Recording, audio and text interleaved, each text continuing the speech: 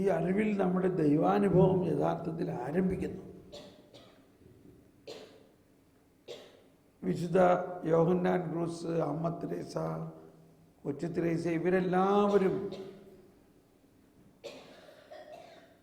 കൊച്ചു തെരേസയ്ക്കെല്ലാം കുഞ്ഞായിരുന്നപ്പോഴേ ഈ അനുഭവമായിരുന്നു. എന്ന പോലെ നമ്മൾ കുഞ്ഞായിരിക്കുമ്പോഴേ ഈ അനുഭവത്തിലേക്ക് വരാം. കാരണം നമ്മളിൽ ത്രിത്വൈക ദൈവമുണ്ട്. മാമോദീസായിലൂടെ പിന്നെ എന്താ സംഭവിച്ചത്? അതുകൊണ്ടാണ് ഈശോ പറഞ്ഞു, മത്തായിയുടെ സുവിശേഷം അവസാനം 28-ാം അധ്യായത്തിൽ 18-ാമത്തെ വചനം മുതൽ പറയുകയാണ്. 28-ാം അധ്യായം 18-ാമത്തെ വചനം മുതൽ പറഞ്ഞ ഇതാണ്: സ്വർഗത്തിലും ഭൂമിയിലുമുള്ള സകല അധികാരങ്ങളും എനിക്ക് നൽകപ്പെട്ടിരിക്കുന്നു. മത്തായി 28:18, 28-27. സ്വർഗത്തിലും ഭൂമിയിലുമുള്ള സകല അധികാരങ്ങളും എനിക്ക് നൽകപ്പെട്ടിരിക്കുന്നു. അതുകൊണ്ട് നിങ്ങൾ സമീപിച്ച് അരുളി ചെയ്തു, സ്വർഗത്തിലും ഭൂമിയിലുമുള്ള എല്ലാ അധികാരവും എനിക്ക് നൽകപ്പെട്ടിരിക്കുന്നു. ആകയാൽ നിങ്ങൾ പോയി എന്റെ ജനതകളെയും ശിഷ്യപ്പെടുത്തുവിൻ. എല്ലാ ജനതകളെയും ശിഷ്യപ്പെടുത്തുവിൻ. പിതാവിന്റെയും പുത്രന്റെയും പരിശുദ്ധാത്മാവിന്റെയും നാമത്തിൽ അവർക്ക് സ്നാനം കൊടുക്കുവിൻ. പിന്നെ എന്താ പറഞ്ഞിരിക്കുന്നത്? യുഗാന്ത്യം വരെ ഞാൻ നിങ്ങളുടെ കൂടെ. അത് അവസാനമാണ്. സ്നാനപ്പെടുത്തുവിൻ എന്ന് പറഞ്ഞിരിക്കുകയാണ്. വായിച്ചോ. ഞാൻ നിങ്ങളോട് കൽപ്പിച്ചിട്ടുള്ളവ അനുസരിക്കാൻ അവരെ പഠിപ്പിക്കും. യുഗാന്ത്യം വരെ എന്നും ഞാൻ നിങ്ങളോട് കൂടി ഉണ്ടായിരിക്കും. ഇത് ഒന്ന് ഇപ്പൊ ഇവിടെ ഞാൻ പറയാൻ ഉദ്ദേശിച്ച കാര്യം, സ്നാനപ്പെടുത്തുവിൻ, അതിനുശേഷം അവരെ പഠിപ്പിക്കുവിൻ. മനസ്സിലായോ? Baptise them and teach them. നമ്മൾ ഇന്നലെ ദൈവിക ജ്ഞാനത്തെക്കുറിച്ച് മനസ്സിലാക്കി. നമ്മളും പറയുമ്പോൾ കാറ്റഗിസം ഒക്കെ പഠിച്ചിട്ടുള്ളതാ. നമ്മളെന്തോരം കാറ്റഗിസം പഠിച്ചിട്ടുണ്ടെങ്കിലും ആ കാറ്റഗിസം പഠിപ്പിക്കുന്നവരെയും പഠിപ്പിക്കണ്ടേ?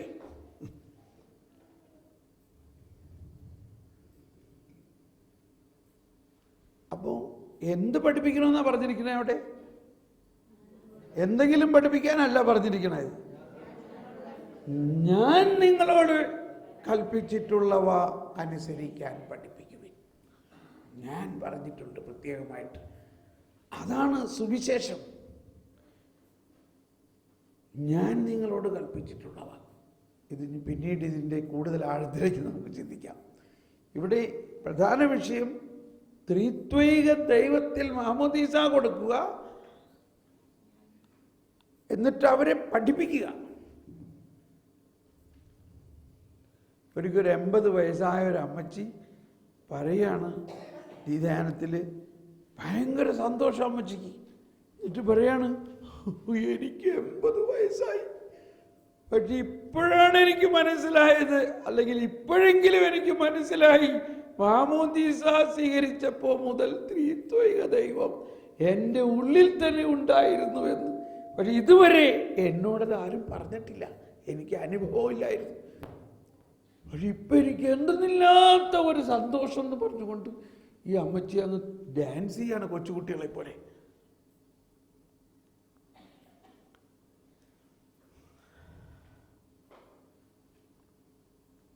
എന്താ നിത്യജീവൻ എന്ന് പറഞ്ഞാൽ? ഏകസത്യദൈവമായ അങ്ങയെയും അങ്ങയച്ച യേശുക്രിസ്തുവിനെയും അറിയുക.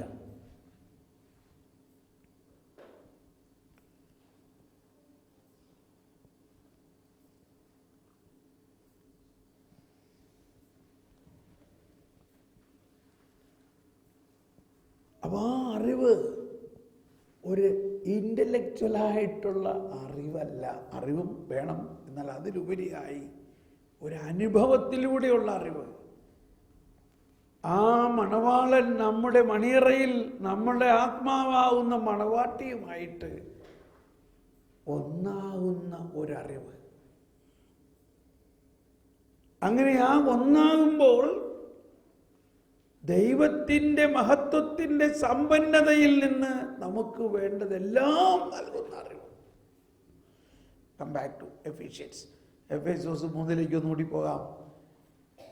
അവിടെ നമ്മൾ കേട്ടു, ക്രിസ്തു നിങ്ങളുടെ ഹൃദയത്തിൽ വിശ്വാസം വഴി വസിക്കുന്നതിനും തുടർന്ന് വിശ്വാസം വഴി ക്രിസ്തു നിങ്ങളുടെ ഹൃദയങ്ങളിൽ വസിക്കണമെന്നും നിങ്ങൾ സ്നേഹത്തിൽ വേരുപാകി അടിയുറയ്ക്കണമെന്ന് എല്ലാവരും ശബ്ദമുയർത്തി കരമുയർത്തി ഏറ്റു പറഞ്ഞുകൊണ്ട്, വിശ്വാസം വഴി ക്രിസ്തു നിങ്ങളുടെ ഹൃദയങ്ങളിൽ വസിക്കണമെന്നും നിങ്ങൾ സ്നേഹത്തിൽ വേരുപാകി അടിയുറയ്ക്കണമെന്നും ഞാൻ പ്രാർത്ഥിക്കുന്നു.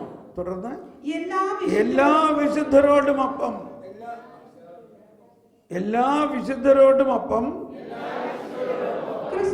ക്രിസ്തുവിന്റെ സ്നേഹത്തിന്റെ നീളവും വീതിയും ഉയരവും ആഴവും ഗ്രഹിക്കാൻ നിങ്ങൾക്ക് ശക്തി ലഭിക്കും. അറിവിനെ അതിശയിക്കുന്ന ക്രിസ്തുവിന്റെ സ്നേഹം നിങ്ങൾ ഗ്രഹിക്കാൻ അതുവഴി ദൈവത്തിന്റെ സമ്പൂർണതയാൽ നിങ്ങൾ പൂരിതരാകാനും. ഇത് വിശ്വസിക്കാൻ പറ്റുന്നുണ്ടോ? ദൈവത്തിന്റെ സമ്പൂർണതയാൽ, that you may be filled with the fullness of God. You may be filled with the fullness of God. ദൈവത്തിന്റെ സമ്പൂർണതയാൽ പൂരിതരാകും എന്ന് നമ്മൾ അവസാന ഭാഗം ഒന്നുകൂടി വായിച്ചേ. അങ്ങനെ ദൈവത്തിന്റെ കരമുയർത്തി എല്ലാവരും ശബ്ദമുയർത്തി സ്വീകരിച്ച്, ദൈവത്തിന്റെ സമ്പൂർണതയാൽ നിങ്ങൾ പൂരിതരാകാനും ഇടയാകട്ടെ. ദൈവത്തിന്റെ സമ്പൂർണതയാൽ നിങ്ങൾ പൂരിതരാകാനും ഇടയാകട്ടെ. ഇത് നമ്മൾ ആരെങ്കിലും പഠിപ്പിച്ചിട്ടുണ്ടോ എന്ന് പറഞ്ഞേ? പഠിപ്പിച്ചിട്ടുണ്ടോ? നമ്മളെ പലരും പഠിപ്പിച്ചേക്കുന്നത് അതെങ്ങനെയാ? മനുഷ്യനൊരു സൃഷ്ടിയല്ലേ, സൃഷ്ടാവ് സൃഷ്ടിയുടെ അകത്ത് എങ്ങനെ പൂരിതരാകുന്നേ? ഇങ്ങനെ പറയണ ഞാൻ കേട്ടിട്ടുണ്ട്.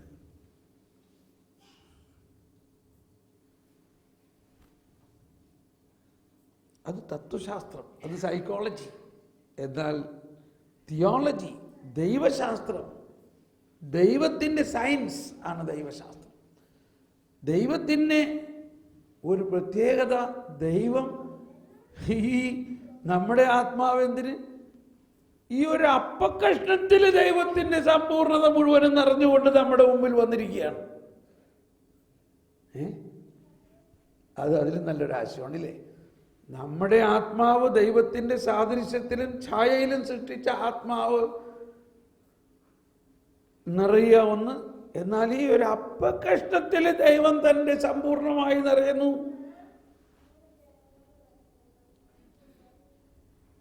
ദൈവം അത്രയ്ക്കങ്ങ് എളിമപ്പെടുകയാണ്, അത്രയ്ക്കങ്ങ് താഴുകയാണ്. എന്തിനു വേണ്ടി? നമുക്ക് തരാൻ വേണ്ടി, നമ്മൾക്ക് നമ്മുടെ ഉള്ളിലേക്ക് എഴുന്നള്ളി വരാൻ വേണ്ടി.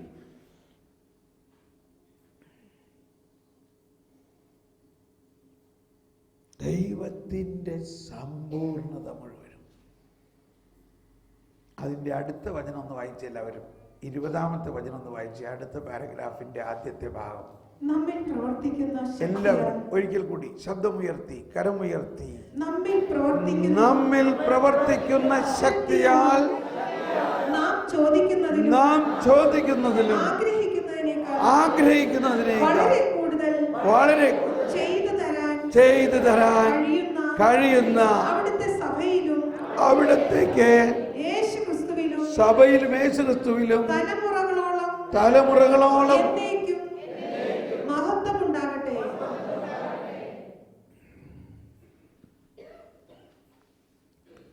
ആരോ ഇവിടെ ഒരാൾക്കോ രണ്ടുപേർക്കോ ഹൃദയത്തിൽ നെഞ്ചിൽ ഭയങ്കര വേദനയുള്ളവരുണ്ടെന്ന് തോന്നണം. ഒരു നിമിഷം അവർക്ക് വേണ്ടി പ്രാർത്ഥിക്കാം. കർത്താവേ, ആ നെഞ്ചിൽ എരിച്ചിലോ വേദനയോ ഒരു ഭയങ്കര പ്രയാസമുള്ളവരെ കർത്താവേ സ്തോത്രം, യേശുവേ നന്ദി.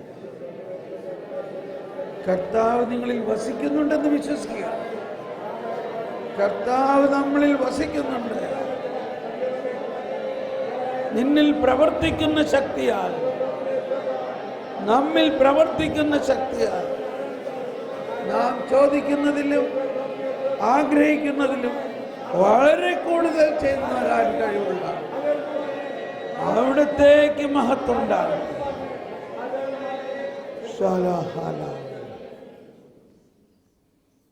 Price the Lord.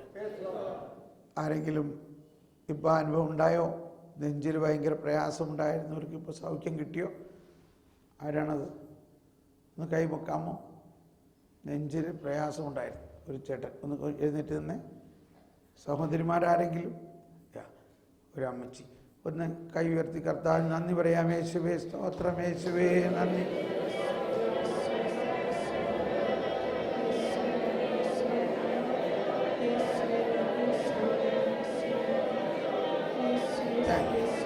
പ്ലീസ് ഇരിക്കാം. കർത്താവ് പറഞ്ഞിട്ടുണ്ട്, നമ്മൾ ഈ വചനം പ്രഘോഷിക്കുമ്പോൾ കർത്താവ് ചില അടയാളങ്ങൾ നൽകിക്കൊണ്ട് വചനത്തെ സ്ഥിരീകരിക്കുന്നു പറഞ്ഞതാണ്. അപ്പോൾ ദൈവത്തിൻ്റെ വചനം പ്രഘോഷിക്കുമ്പോൾ ദൈവം തന്നെയാണ് അവിടെ പ്രവർത്തിക്കുന്നത്. ദൈവത്തെയാണ് പ്രഘോഷിക്കുന്നത്. ദൈവവചനമാണ്, ദൈവം തന്നെയാണ്. ഓക്കെ, ഇവിടെ അവസാനം പറഞ്ഞത് എന്താ? നമ്മിൽ പ്രവർത്തിക്കുന്ന നമ്മിൽ പ്രവർത്തിക്കുന്ന ശക്തിയാൽ നാം ചോദിക്കുന്നതിലും ആഗ്രഹിക്കുന്നതിലും വളരെ കൂടുതൽ ചെയ്തു തരാൻ കഴിയുന്ന അവിടുത്തേക്ക് സഭയിലും യേശുക്രിസ്തുവിലും തലമുറകളോളം എന്നേക്കും മഹത്വമുണ്ടാകട്ടെ.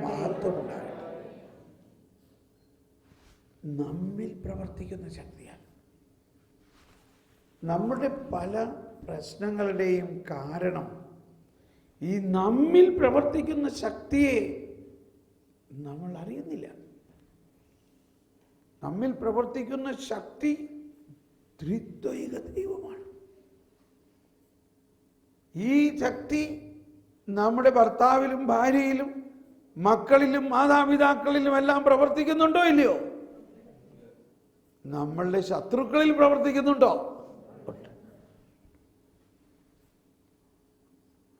അപ്പൊ നമ്മിൽ പ്രവർത്തിക്കുന്ന ശക്തിയാണ് വിശ്വാസത്തിലൂടെ നമ്മൾ അറിയേണ്ടത്.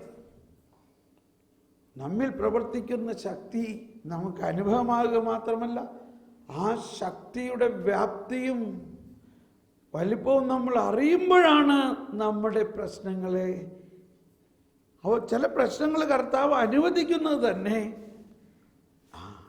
ആ പ്രശ്നങ്ങളെ എങ്ങനെ പരിഹരിക്കും എന്നുള്ളതിനും വഴി കാണിച്ചു തന്നുകൊണ്ട്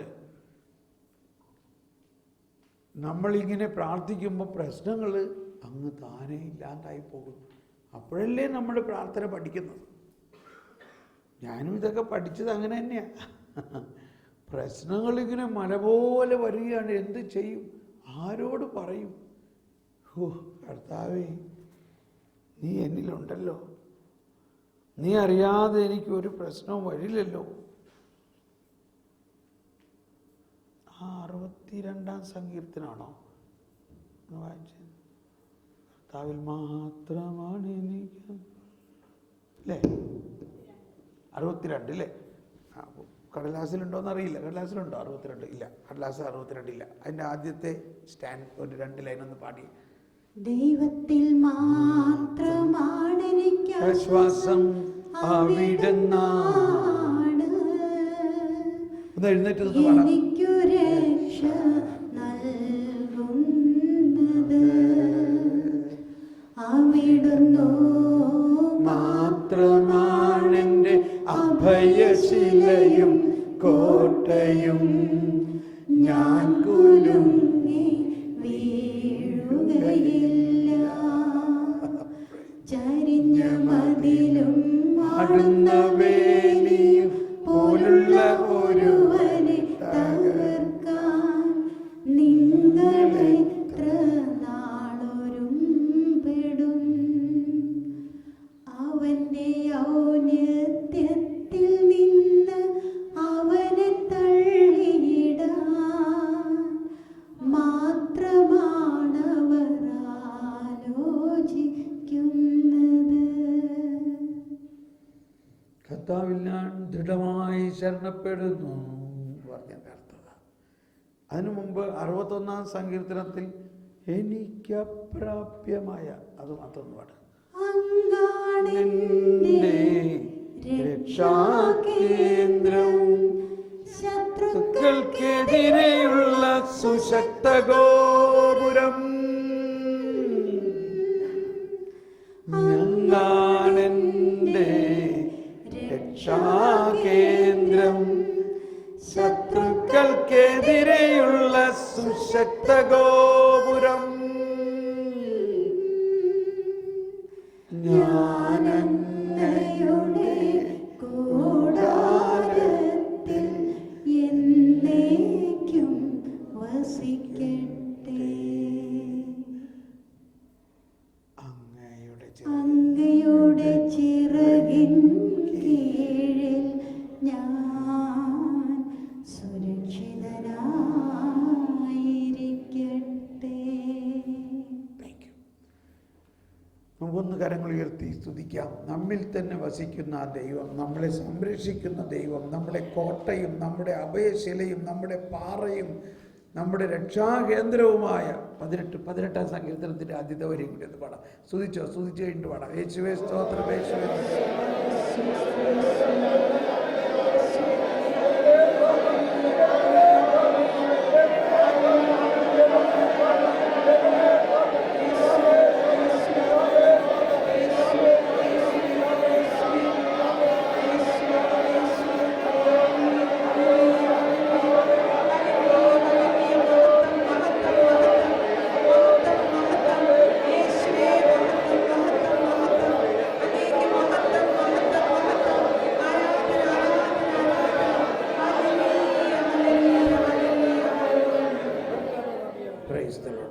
ഇരിക്കല്ലേ. ഒന്ന് ഒരുപാട് സീറ്റുകൾ മുൻപിൽ വെറുതെ ഉണ്ടെന്ന് എല്ലാവരും ഒന്ന് മുമ്പിലോട്ട് കയറി വരാമോ? അപ്പോൾ ഇനി വരുന്നവർക്ക് പുറകുവശത്ത് നമുക്ക് സ്ഥലം കൊടുക്കാവുന്ന രീതിയിൽ പുറകുവശത്തെ ആ 3-4 ലൈനിലുള്ളവർ ഇങ്ങോട്ട് മുൻപിലോട്ട് കയറി വരിക. ഇവിടെ സഹോദരിമാരെ എവിടെ സീറ്റ് ബാക്കിയുള്ളത്? ആ ജനലിൻ്റെ അടുത്ത് സീറ്റുണ്ട്, വാതിലിൻ്റെ അടുത്ത് സീറ്റുണ്ട്. സഹോദരന്മാർ ഒരു 4-5 ലൈൻ ഇങ്ങോട്ട് വരിക. ഇവിടെ ഫ്രണ്ടിൽ വന്നിരിക്കാം. ഇനി അങ്ങനെ ഒന്ന് ഒതുങ്ങി ഇരിക്കുക. പുറകുവശത്ത് സീറ്റ് ഇങ്ങനെ ഇടുക. ഓക്കെ. 18-ാം സങ്കീർത്തനത്തിൻ്റെ 4 വരി ഒന്ന് പാടാം. അത് കടലാസിലുണ്ടോ? ഇല്ല. 150 സങ്കീർത്തനവും ഇതുപോലെ ട്യൂൺ ചെയ്തിട്ടുണ്ട്. അതിൻ്റെ കുറച്ചെല്ലാം നമ്മളിവിടെ പാടാം. ബാക്കിയുള്ളത് നിങ്ങൾ തന്നെ പിന്നെ പാടി കേൾക്കാം. യെസ്.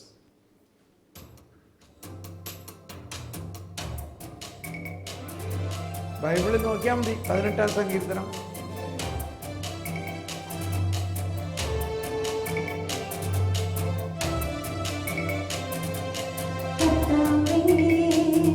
എന്റെ ശക്തിയുടെ ഉറവിടമേ, ഞാൻ അങ്ങയെ സ്നേഹിക്കുന്നു, ഞാൻ അങ്ങയെ സ്നേഹിക്കുന്നു.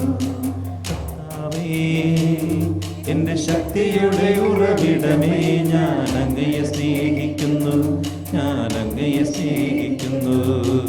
അങ്ങാണെന്റെ രക്ഷാശിലയും കോട്ടയും വിമോചകനും എന്റെ ദൈവവും എനിക്ക് അഭയം തരുന്ന പാറയും എന്റെ പരിചയം രക്ഷാശൃംഗവും അഭയകേന്ദ്രവും. കർത്താവേ, എന്റെ ശക്തിയുടെ ഉറവിടമേ, ഞാൻ അങ്ങയെ സ്നേഹിക്കുന്നു, ഞാൻ അങ്ങയെ സ്നേഹിക്കുന്നു. അങ്ങാണെന്റെ രക്ഷാശിലയും കോട്ടയും വിമോചകനും എന്റെ ദൈവവും എനിക്ക് അഭയം തരുന്ന പാറയും എന്റെ പരിചയം രക്ഷാശൃംഗവും അഭയകേന്ദ്രവും അങ്ങാണെന്റെ രക്ഷാശിലയും കോട്ടയും വിമോചകനും എന്റെ ദൈവവും എനിക്ക് അഭയം തരുന്ന പാറയും എന്റെ പരിചയം രക്ഷാശൃംഗവും അഭയകേന്ദ്രവും കർത്താവേ എന്റെ ശക്തിയുടെ ഉറവിടമേ ഞാൻ അങ്ങയെ സ്നേഹിക്കുന്നു ഞാൻ അങ്ങയെ സ്നേഹിക്കുന്നു. നമ്മൾ എന്തിനെ സ്നേഹിക്കുന്നുവോ, നമ്മൾ ആരെ സ്നേഹിക്കുന്നുവോ ആ ആളുമായിട്ട് നമ്മൾ ഒന്നായി തീരുകയാണ്. കണ്ടത് മനസ്സിലായോ? അപ്പോൾ കർത്താവിനെ സ്നേഹിക്കുമ്പോഴോ കർത്താവുമായി ഒന്നായി തീരും. എങ്ങനെയുള്ള കർത്താവ്? പാട്. അങ്ങാണെന്റെ രക്ഷാശിലയും കോട്ടയും വിമോചകനും എന്റെ ദൈവവും എനിക്ക് അഭയം തരുന്ന പാറയും എന്റെ പരിചയം രക്ഷാശൃംഗവും അഭയകേന്ദ്രവും എന്റെ ശക്തിയുടെ ഉറവിടമേ ഞാൻ അങ്ങയെ സ്നേഹിക്കുന്നു ഞാൻ അങ്ങയെ സ്നേഹിക്കുന്നു. കർത്താവേ എന്റെ ശക്തിയുടെ ഉറവിടമേ ഞാൻ അങ്ങയെ സ്നേഹിക്കുന്നു ഞാൻ അങ്ങയെ സ്നേഹിക്കുന്നു. അങ്ങാണെന്റെ രക്ഷാശിലയും കോട്ടയും വിമോചകനും എന്റെ ദൈവവും എനിക്ക് അഭയം തരുന്ന പാറയും എന്റെ പരിചയം രക്ഷാശൃംഗവും അഭയകേന്ദ്രവും കർത്താവേ എന്റെ ശക്തിയുടെ ഉറവിടമേ ഞാൻ അങ്ങയെ സ്നേഹിക്കുന്നു ഞാൻ അങ്ങയെ സ്നേഹിക്കുന്നു. Praise the Lord. നമുക്കിരിക്കാം.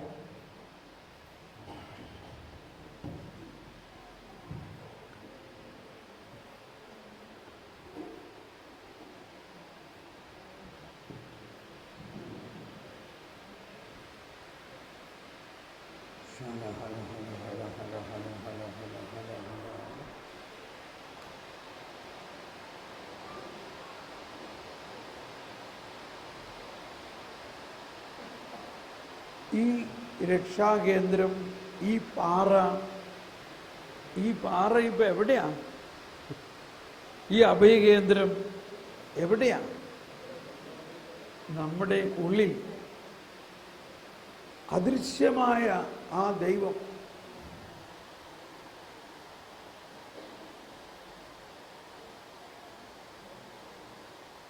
നമ്മളിനി അതിലേക്ക് ഇനി ഉയരണമെങ്കിൽ വേറൊരു കാര്യം കൂടി നമ്മൾ പഠിക്കണം, അല്ലെങ്കിൽ മനസ്സിലാക്കണം. അതായത്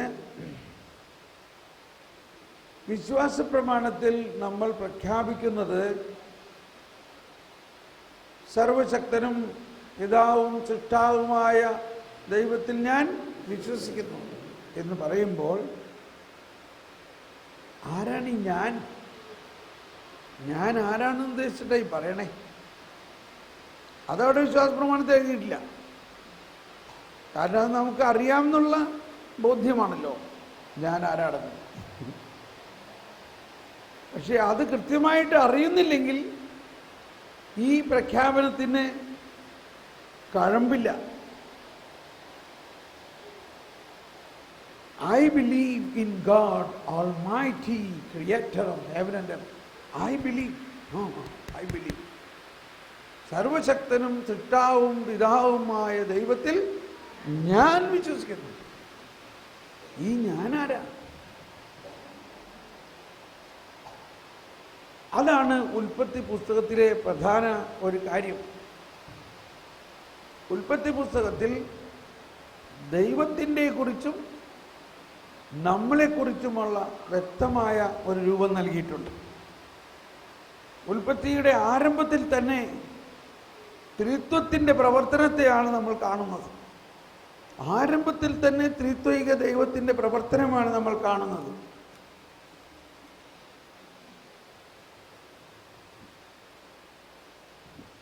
ആദ്യത്തെ 2 വചനം ഒന്ന് വായിക്കാം. ഉൽപ്പത്തി 1-ാം അധ്യായത്തിൽ 1-ാമത്തെ വചനത്തിൽ പറയുന്നത് എന്താ? ദൈവം ആകാശവും ഭൂമിയും സൃഷ്ടിച്ചു. കണ്ടോ? അതാരാ? പിതാവ് അല്ലേ? പിതാവല്ലേ? ദൈവം ആകാശവും ഭൂമിയും സൃഷ്ടിച്ചു, പിതാവ്. ഓക്കെ, തുടർന്ന് ഭൂമി രൂപരഹിതവും ശൂന്യവുമായിരുന്നു. ആഴത്തിന് മുകളിൽ അന്ധകാരം വ്യാപിച്ചിരുന്നു. ദൈവത്തിന്റെ ചൈതന്യം വെള്ളത്തിനു മീതെ ചലിച്ചുകൊണ്ടിരുന്നു. ദൈവത്തിൻ്റെ ആത്മാവ്, ദൈവത്തിൻ്റെ ചൈതന്യം, ദൈവത്തിൻ്റെ ആത്മാവ് ജലത്തിന് മുകളിൽ ചലിച്ചുകൊണ്ടിരുന്നു. അതാരാ? പരിശുദ്ധാത്മാവ്, ത്രിത്വത്തിലെ മൂന്നാമത്തെ ആൾ. പിന്നെ എന്ത് സംഭവിച്ചു? ദൈവം അരുളി ചെയ്തു, ദൈവം അരുളി ചെയ്തു, വെളിച്ചമുണ്ടാകട്ടെ. കണ്ടോ? വചനം, വെളിച്ചമുണ്ടാകട്ടെ. വെളിച്ചമുണ്ടായി. വെളിച്ചമുണ്ടായി. അതാരാ? യേശു ക്രിസ്തു. യേശു ക്രിസ്തു. വെളിച്ചം നല്ലതെന്ന് ദൈവം കണ്ടു. മതി, ഇത്ര നിൽക്കട്ടെ. അപ്പോൾ പിതാവും പുത്രനും പരിശുദ്ധാത്മാവിൻ്റെയും പ്രവർത്തനത്തെ ഇവിടെ നമ്മൾക്ക് കാണുകയാണ്. ആ പ്രവർത്തനത്തിൻ്റെ ഒരു സവിശേഷത, ജലത്തിന് മീതെ ചലിച്ചുകൊണ്ടിരുന്ന ആത്മാവിലേക്ക് ദൈവത്തിൻ്റെ വചനം, പ്രകാശമുണ്ടാകട്ടെ എന്ന് പറഞ്ഞ ആ വചനം അങ്ങ് വന്നപ്പോൾ, അത് രണ്ടും കൂടി, ആത്മാവും വചനവും കൂടി ചേർന്നപ്പോൾ പ്രകാശമുണ്ടായി, യേശു ഉണ്ടായി. ഇത് തന്നെയല്ലേ പരിശുദ്ധ അമ്മയുടെ ഗർഭത്തിൽ നടന്നത്? പരിശുദ്ധാത്മാവ് അവിടെയുണ്ട്. പരിശുദ്ധാത്മാവും വചനവും പരിശുദ്ധ അമ്മയുടെ ഗർഭത്തിൽ ഒന്നിച്ചപ്പോൾ യേശു രൂപപ്പെട്ടു. ഇത് തന്നെയാണ് നമ്മുടെ ആത്മാവിലും സംഭവിക്കേണ്ടത്. നമ്മളുടെ ഉള്ളിൽ, നമ്മുടെ ആത്മാവിൽ ദൈവാത്മാവുണ്ട്. ആ ദൈവാത്മാവിലേക്ക് ദൈവത്തിൻ്റെ വചനം വരുമ്പോൾ മാത്രമേ ക്രിസ്തു നമ്മളിൽ വിശ്വാസം വഴി ഉരുവാകുകയുള്ളൂ. അതുകൊണ്ടാണ് ഈശോ പറഞ്ഞു, ദൈവരാജ്യത്തിനെ കുറിച്ച് ഈശോ പറയുമ്പോഴെല്ലാം ഒരുപാട് ഉപമകളിലൂടെയാണ്. ഈ ധ്യാനത്തിൽ നമ്മൾ ആ ഉപമകളെക്കുറിച്ചും അതിൻ്റെ അർത്ഥവും ഇതൊക്കെ നമുക്ക് പിന്നീട് മനസ്സിലാവും. അതിലൊരു ഉപമ ഇങ്ങനെയാണ്: ദൈവരാജ്യം വയലിൽ വിത്ത് നട്ടതിന് തുല്യം. വിത്ത് എന്താണ്? വിത്ത് മർക്കോസ് 4:26.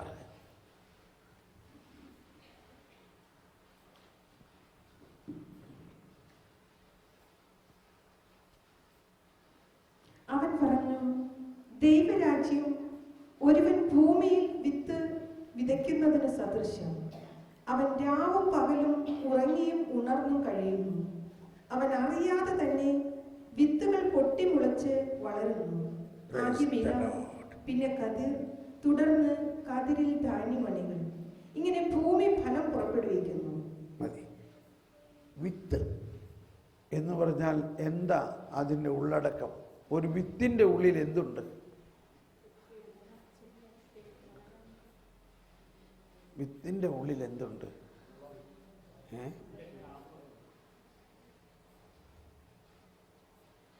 ചിന്തിക്കുക. വിത്തിൻ്റെ ഉള്ളിൽ എന്തുണ്ട്? ഇപ്പോൾ ഒരു ചക്കക്കുരു, നമ്മൾ ഉദ്ദേശിക്കുന്ന വിത്ത് ഇപ്പോൾ ചക്കക്കുരുവാണ്. ആ ചക്കക്കുരുവിൻ്റെ ഉള്ളിൽ എന്തുണ്ട്? എന്തുണ്ട്? പ്ലാവുണ്ട്. Praise the Lord. കേട്ടോ, ആ ചക്കക്കുരുവിൻ്റെ ഉള്ളിൽ എന്തുണ്ട്? പ്ലാവുണ്ട്. ഇതാണ് ഉന്നതമായ ചിന്ത എന്ന് പറയുന്നത്. മാനുഷികമായ ഭൗതികമായ ചിന്തയാണെങ്കിൽ ചക്കക്കുരുവും മാങ്ങയും ചക്കക്കുരുവും ചെമ്മീനും ഇട്ട് കറി വെച്ച് നല്ല രുചികരമായ ഒരു കറി ഉണ്ടാക്കാനുള്ള സംവിധാനം ഉണ്ട് അതിനകത്ത്.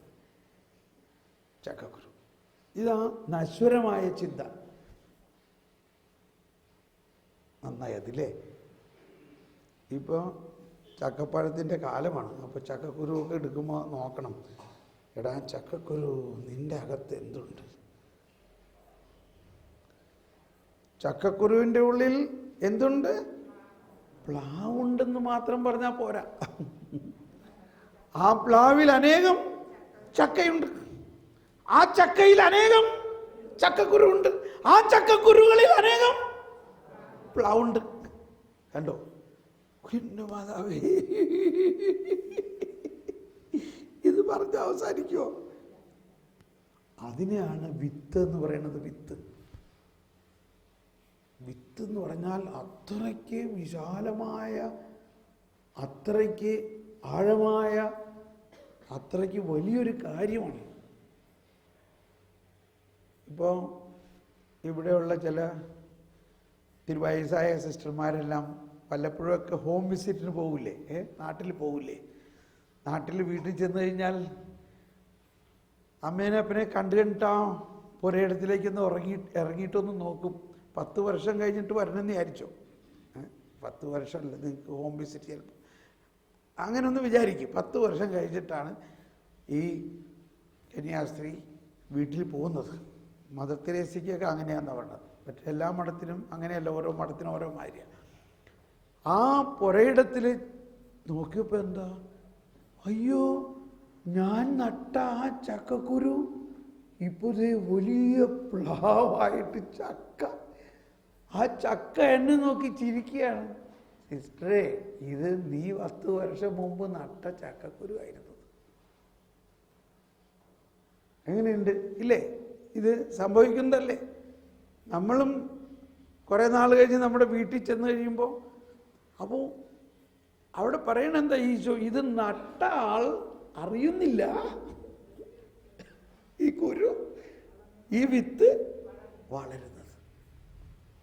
നട്ട ആൾ ഉണ്ടും ഉറങ്ങിയും എണിറ്റും ഇരിക്കുന്നു. പക്ഷേ അയാൾ അറിയുന്നില്ല, അയാൾ അറിയാതെ തന്നെ ഈ കുരു, ഈ വിത്ത് മുളയ്ക്കുന്നു, വളരുന്നു, ഇലയുണ്ടാകുന്നു, അത് ചെടിയാകുന്നു, അത് വളർന്നതിൽ കായാകുന്നു.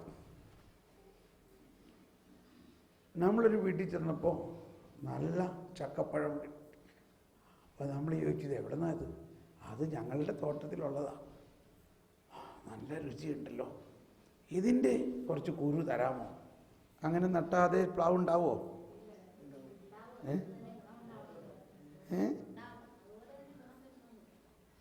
ഉണ്ടാവും. എന്നാൽ അതുപോലെ തന്നെ ആവണമെന്നില്ല എന്നല്ലേ? ചിലതുണ്ടാവും, അതേപോലെ തന്നെ ഉണ്ടാവും. നമുക്കിപ്പോൾ തൽക്കാലം അങ്ങനെ വിചാരിക്കാം. അപ്പോൾ നിങ്ങൾക്ക് ഒരു വീട്ടിൽ ചെന്നപ്പോൾ അവിടെ ഒരു ദൈവാനുഭവം, അവിടെ ഒരു ഈശോ അനുഭവം ഉണ്ടായി. അപ്പോൾ നമുക്ക് എന്ത് വേണം? ആ ഈശോയുടെ വിത്ത്, ആ ഈശോയുടെ ഒരു ചക്കക്കുരു, ഈശോയുടെ വിത്ത് നമുക്ക് വേണം. ഇത് നമ്മുടെ കുടുംബത്തിൽ നട്ടാൽ, ഇത് നമ്മുടെ ഹൃദയത്തിൽ നട്ടാൽ നമുക്കും ഈശോ അനുഭവം ഉണ്ടാവും. അങ്ങനെയെങ്കിൽ എന്താണ് ആ വിത്ത്? എന്താണ് ആ വിത്ത്? വചനമാണ്. കണ്ടോ? കണക്ക് മനസ്സിലായില്ലേ? അപ്പോൾ വചനമാകുന്ന ആ വിത്ത്, അതിൽ നിന്നും ആ വിത്ത് യേശു തന്നെയാണ്. ദൈവരാജ്യം നമ്മളിൽ സംസ്ഥാപിതമാകണമെങ്കിൽ ഈ വിത്ത് നട്ടാൽ മതി. ആ യേശുവിനെ നമ്മുടെ ആത്മാവിൽ നടണം. അതെന്താണത്? വചനമാണ്. പക്ഷേ നമ്മൾ ചെറുപ്പം മുതൽ എന്തോരം വചനം കേൾക്കണതാ, എന്നിട്ടും ഈ ചക്കക്കുരു മുളയ്ക്കണില്ലെന്നാ തോന്നണേ. അപ്പം അതിന് ആവശ്യമായ 2-3 ഘടകങ്ങൾ പിന്നെ ഒരു ഉപമയിൽ പറയുന്നുണ്ട്. ഒന്ന്, നിലം ഉഴുതു മറിച്ച് കട്ട ഉടച്ച് അവിടെ നല്ല നിലമാകണം. മറ്റൊന്ന് നമ്മളിപ്പോൾ കണ്ടത്, ഞാനിപ്പോൾ പറഞ്ഞു വന്നത്, ആ ഉൽപ്പത്തിയിലെ ആത്മാവും വചനവും കൂടി ഒന്നിച്ചു. അപ്പോഴാണ് ദൈവരാജ്യത്തിൻ്റെ പൂർണ്ണാനുഭവം ഉണ്ടാവുന്നത്. നമ്മൾ പാരമ്പര്യ ക്രിസ്ത്യാനികളായിരുന്നുവെങ്കിലും ആദ്യത്തെ ഒരു കരിസ്മാറ്റിക് ധ്യാനം കൂടിയപ്പോഴുണ്ടായ അനുഭവമില്ലേ, വലിയ അനുഭവമായിരുന്നോ ഇല്ലയോ? അത് കഴിഞ്ഞ് വന്നിട്ട് ആദ്യം തന്നെ എന്ത് ചെയ്തു? സ്വന്തമായിട്ടൊരു ബൈബിൾ അങ്ങ് മേടിച്ചു. എന്തെങ്കിലും ആവട്ടെ, 2 രാത്രി ഇറച്ചിയുടെ കാശുള്ളൂ. എന്നിട്ട് അതിൽ വെണ്ടയ്ക്ക അക്ഷരത്തിൽ നമ്മുടെ പേരൊക്കെ അങ്ങ് എഴുതി അഭിമാനത്തോടെ, ഇത് എൻ്റെ പേഴ്സണൽ ബൈബിളാണ്. എന്നിട്ട് പിന്നെ വചനം വായിച്ചിട്ട് അതിൽ നമുക്ക് ഇഷ്ടപ്പെട്ട വചനമൊക്കെ പല നിറത്തിലുള്ള മഷി കൊണ്ട് അടിവരയിട്ടത് കണ്ടോ? ഇത് ആ പുസ്തകം നിറച്ച അടിവരയാണ്. എൻ്റെ അങ്ങനെ പുസ്തകം അടിവരയിട്ടിട്ട് അത് കീറാറായപ്പോൾ ഞാനത് മാറ്റി വച്ചിരിക്കുകയാണ്, സൂക്ഷിച്ച്. എന്നിട്ട് വേറൊരെണ്ണം എടുത്തു. അപ്പം ആത്മാവും വചനവും കൂടി ചേരുമ്പോഴാണ് നമ്മുടെ ഉള്ളിൽ ഈ ദൈവം അനുഭവം, ദൈവരാജ്യം എല്ലാം ഉണ്ടാവും. ഓക്കെ, ഇത് ഞാൻ ആ ത്രിത്വത്തിൻ്റെ ആരംഭത്തെക്കുറിച്ച് പറയാണ്, അല്ലെങ്കിൽ ബൈബിളിൻ്റെ ആരംഭത്തിലുള്ള ത്രിത്വം. ഇനി നമ്മൾ അതിൽ നിന്നും സൃഷ്ടാവായ ദൈവം പിന്നെ ഇങ്ങനെ സൃഷ്ടിച്ച് ഓരോ ദിവസവും സൃഷ്ടി കഴിഞ്ഞിട്ട് പിതാവ് ഇങ്ങനെ നോക്കും, നന്നായിരിക്കുന്നു എന്ന് പറയില്ലേ, വെരി ഗുഡ്, നന്നായിരിക്കുന്നു എന്ന്. നമ്മൾ വിചാരിക്കും എന്തിനാ കർത്താവ് ഇങ്ങനെ തന്നെത്താനും പുറത്തനെന്ന് വിചാരിക്കില്ലേ. അതുകൊണ്ടല്ല, ആ സൃഷ്ടിയുടെ മഹാത്മ്യത്തെക്കുറിച്ച് പിതാവിന് അഭിമാനമാണ്. ദൈവം സൃഷ്ടിച്ചതെല്ലാം നല്ലതാണെന്ന് കണ്ടു. ദൈവം ആവശ്യമില്ലാണ്ട് ഒന്നും സൃഷ്ടിക്കാറില്ല. എല്ലാം സൃഷ്ടിച്ചത് കണ്ടിട്ട് പറയാണ് വെരി ഗുഡ്, നന്നായിരിക്കുന്നു. ഓക്കെ, അങ്ങനെ എല്ലാം സൃഷ്ടിച്ച് കഴിഞ്ഞിട്ട് 26-ാമത്തെ വചനം വായിക്കാം. എല്ലാവരും കരമുയർത്തി ശബ്ദമുയർത്തി. ദൈവം വീണ്ടും അരുളി ചെയ്തു, ദൈവം വീണ്ടും അരുളി ചെയ്തു, നമുക്ക് നമ്മുടെ ഛായയിലും സാദൃശ്യത്തിലും മനുഷ്യനെ സൃഷ്ടിക്കാം. ഒന്നുകൂടി പറഞ്ഞ എല്ലാവരും, നമുക്ക് നമ്മുടെ ഛായയിലും